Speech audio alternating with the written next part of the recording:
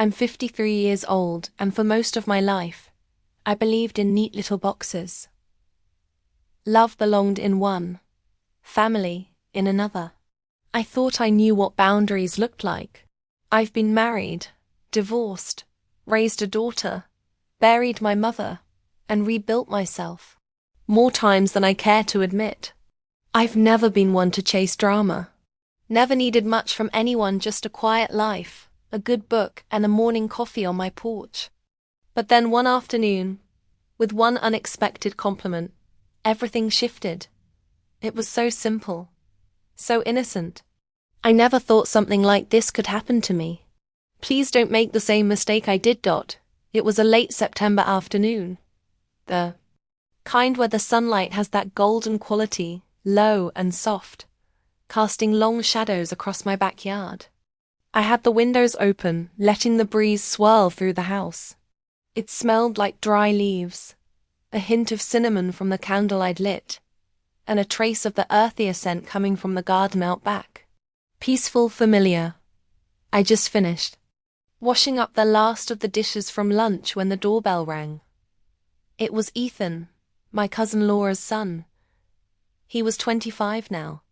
And in my head, he was still that lanky teenager who used to tag along during family cookouts, always getting grass stains on his jeans and asking a million questions. He'd offered to stop by and help me move some patio furniture into the shed before the first frost hit. I'd taken him up on it because, well, my back wasn't what it used to be. And Ethan was one of the few younger relatives who didn't treat me like I was made of glass. "Hey, Aunt Ratch," he said with a grin, using the nickname he'd given me years ago. "You look great today." I laughed, brushing a stray hair from my cheek. Flattery gets you a heavier workload, you know. But something in the way he said it wasn't that playful offhand compliment people toss out of habit.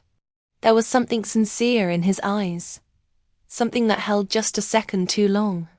Still, I shrugged it off. I led him through the kitchen and out to the yard, showing him the chairs and table I wanted tucked away. He rolled up his sleeves, revealing toned arms I hadn't really noticed before. And again I reminded myself this was Ethan, my cousin's kid. He worked efficiently, never once complaining. We talked about his new job, graphic design, at a small firm downtown, and I told him about the retirement book club I just joined. Our chatter felt easy, comfortable. When the last chair was stacked, we both leaned against the shed for a moment, catching our breath. "You know," he said, his voice quieter now, "you always had this glow about you. Even when I was a kid, I noticed it. Like you lit up a room without even trying. That stopped me." I turned to look at him, eyebrows raised. "Where did that come from?" He gave a small shrug, his smile lopsided. "Just being honest. I always thought you were the most interesting woman in the family." There was a pause, not uncomfortable, not exactly, but charged like something had cracked open, and the air between. US had changed texture, thicker, still. I glanced down at my hands, suddenly aware of the fine lines on them, the years etched into my skin. "You're sweet, Ethan, but I'm old enough to be not that much older." He cut in, his tone gentle but firm. "And that's not what I meant. It's not about age. You have this energy, and I've always admired that."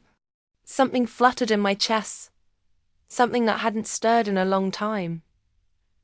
I forced a small laugh, brushing it off again like I always do. "You better be careful.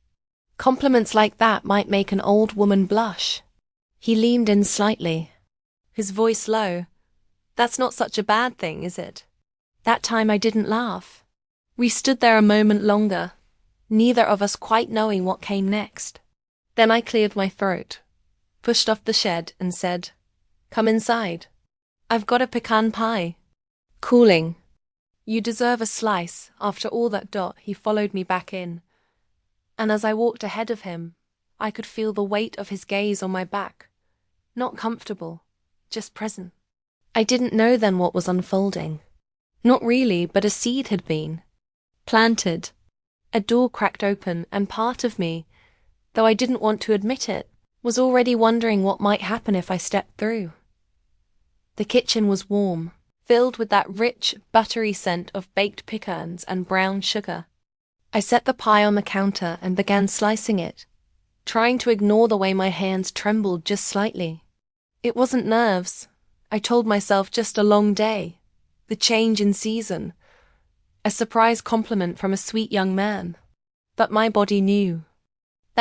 Ethan leaned against the doorway, watching me with that same soft expression he'd worn outside. He wasn't ogling, it wasn't like that. It was deeper, curious, present and strangely gentle, like he saw something in me that even I'd forgotten was there. "You still make the best pie in the family," he said as I slid a plate in front of him. "Don't tell your mother that," I teased. "She'd agree. Trust me." He took a bite and closed his eyes, actually savoring it. I smiled and sat across from him, wrapping my hands around a mug of tea that had long gone cold. The conversation drifted. He told me about a girl he briefly dated. Said it fizzled out because, in his words, she didn't see me. That caught my attention. "What do you mean?" I asked. He shrugged. "You know, she only seemed to care about the version of me that looked good. On Instagram, she wasn't interested in the stuff underneath." "And what's underneath?" He looked right at me. "I think you already know." That stopped me cold. I looked away, sipping my tea, though the taste was flat. My heart was doing that strange thing again, like a drum just slightly out of rhythm. He went on, "You're one of the only people who ever made me feel enough. Even when I was a goofy kid, you listened. You remembered things. That meant a lot." I hadn't expected this depth from Ethan. I hadn't expected to feel anything stirring in response to it either. And yet, sitting there across from him, I felt a flicker of something tender and confusing beneath my ribs. He brushed a crumb from his lip, then stood and brought his plate to the sink. "Thank you," he said simply, and I nodded. I watched him lean against the counter. His face was calm, but his eyes held that same charge I'd felt out in the yard. Then came a silence, one of those long, heavy ones that makes your skin hum. "Can I ask you something?" he finally said. "Of course. Do you ever feel invisible? Like people look right through you now?" I blinked. That hit harder than I expected. All the time, I admitted, especially after my divorce.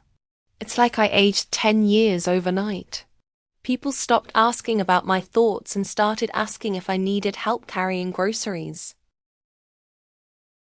He chuckled softly. "That's insane. You have more presence than most people I know." My throat tightened. Why did his words matter so much? Why did they echo in places I thought had long gone silent? I cleared my throat. "Well, thank you, Ethan. I mean that. I just think people don't say things often enough when they matter. And I didn't want to miss the chance." He stepped closer. Not too close, but just enough for me to notice. He smelled faintly like cedar and clean laundry, familiar, warm. I looked up at him, our eyes locked, and then he reached forward and gently tucked a strand of hair behind my ear. It was the smallest touch, barely anything, but it felt like the loudest moment of my day. I didn't move. I didn't say a word. He didn't lean in. He didn't push. He just looked at me for a moment longer and stepped back. "I should probably head out," he said quietly, almost like he didn't want to. I nodded, still unsure what to say. Still, feeling that invisible thread between us. I walked him to the door, and as he stepped outside, he turned and added, "I'd like to come by again, if that's okay." My voice was soft but steady. Of course, Ethan. He smiled. And just like that, he was gone. I stood at the door for a long while, staring out into the dusky sky. Something had shifted. I could feel it in the air, in my body, in the space he just left behind. And the strangest part, I didn't feel guilty. I felt seen, alive. And maybe, just maybe, that scared me more than anything else. The days that followed were quieter than usual, but not in a peaceful way, more like the kind of quiet you feel when a room has been rearranged, and you keep bumping into furniture. That isn't where it used to be. I kept thinking about Ethan, his voice, his words, the way he'd looked at me, not with pity, not with obligation, but with presence, with interest. And there was something about that touch, that small brush of his fingers behind my ear, that played on a loop in my head. I told myself to let it go, to move on. But it was like my body hadn't gotten the memo. 2 days later, I found myself baking again another pecan pie. Same recipe. I didn't plan to eat it. I wasn't even particularly hungry. It was just something to do with my hands while my mind spun. Around 4 p.m, my phone buzzed. It was a text from Ethan. Any chance there's more pie? I laughed, actually laughed, alone in my kitchen like a fool. And without thinking twice, I texted back. Always. He arrived less than an hour later, carrying a bottle of cider and that same crooked smile. We settled on the back porch this time, wrapped in light jackets, the cool air dancing between us as the sky turned golden. The conversation flowed even easier than before. He told me about a new project at work, and I told him about the memoir I'd started reading. At some point, we both went quiet, not out of awkwardness, but comfort, the kind of silence that feels earned. Then he looked over at me and said, "Can I ask you something personal?" I nodded, not trusting my voice. "Do you ever think about starting over? Like not just changing your hair or moving houses. I mean really starting over with someone." I looked out across the lawn. The trees were starting to turn, their tips kissed with amber and red. "I used to," I said slowly. Then life happened and time, and I stopped believing there was anything new waiting for me. He was quiet, and then he said, "I don't think it's too late." There it was again, that warmth, that softness wrapped in something heavier. "Ethan," I began, but the words caught in my throat. He turned to face me fully. "I know I'm younger. I know it's complicated, but I also know how I feel when I'm around you. And I think you feel something too, don't you? It would have been easy to lie, to laugh, to pull away. But I didn't." I met his eyes, and for the first time, I let the truth settle between us without chasing it away. "I feel confused," I said. "Surprised. And yes, something else, something I haven't felt in a long time." He moved just a little closer, still cautious, still gentle. "Can I ask you one more thing?" My heart thudded against my ribs. "Okay. Would it be all right if I kissed you?" That moment stretched out like a held breath. My first instinct was to run, because it felt too much, too sudden, too impossible.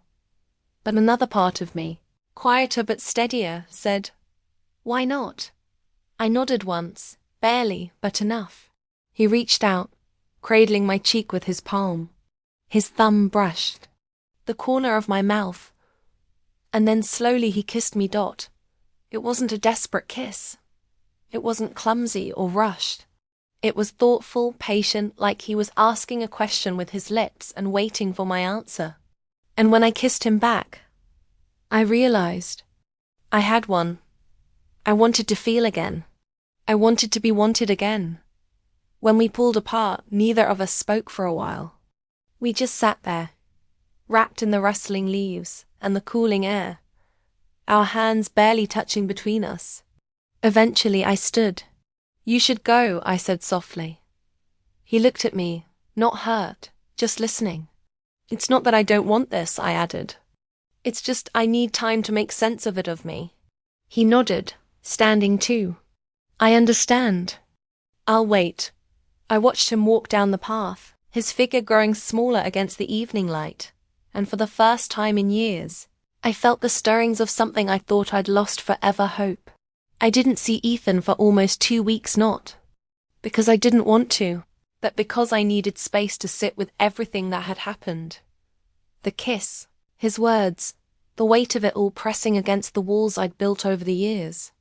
I took long walks alone, read 3 novels I barely remembered, rearranged the living room furniture twice, but nothing silenced the question looping in my mind.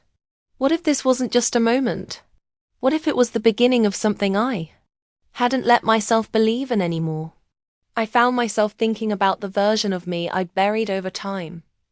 The woman who once flirted easily, who danced barefoot in the kitchen, who used to look in the mirror and feel alive. That woman hadn't disappeared. She was just quieter now, waiting for a reason to come forward again. And Ethan, his presence, his patience had stirred her awake. So on a cool Saturday afternoon, I called him. "Hey," he answered, and I could hear the hope in his voice, like it had been sitting just under the surface, waiting. "Would you like to come by tomorrow?" I asked. "I made a stew. I thought maybe we could eat and talk. No pressure." "I'll be there," he said without hesitation. The next day he arrived with a bouquet of sunflowers, my favorite. I hadn't told him that. He just remembered. We sat across from each other at the kitchen table, steam rising between us from the bowls of food, and for a moment it almost felt normal, easy, until he looked at me, really looked at me, and said, "You don't have to pretend, Rachel. Whatever you're feeling, I want you to be honest." I set my spoon down and met his eyes. "I've been afraid." I admitted, afraid that this, whatever this is, would be a mistake, that people wouldn't understand, that I'm too set in my ways to let something new in. He didn't flinch, and he asked gently, And I realized. I said that I've spent so much of my life putting other people's comfort first, my ex-husband, my daughter, even distant cousins at family reunions. But lately, I've been asking myself, when is it my turn? His hand reached across the table and found mine. "I don't care what anyone else thinks," he said. "All I care about is that you feel seen, that you feel safe, that you feel wanted." Tears welled in my eyes, not because I was sad, but because it had been so long since someone said words like that to me, and meant them. I got up and moved to his side of the table. I didn't say anything. I just sat beside him and rested my head lightly on his shoulder. He exhaled like he'd been holding his breath for days. We didn't talk much more that evening. We didn't need to. When he left, he kissed me again just once, soft and sure, and I let myself feel it fully this time. No guilt, no second-guessing, just warmth, just presence. I watched him drive away and stood at the doorway, hand resting on the frame, heart full in a way I hadn't felt in years. This wasn't a fairy tale. There were no promises, no guarantees. But what we had was real, unexpected, beautiful in its quiet rebellion against time and expectation. And as I turned off the porch light and stepped back into the house, I caught my reflection in the hallway mirror. Same lines, same eyes, but something had changed. There was light behind them,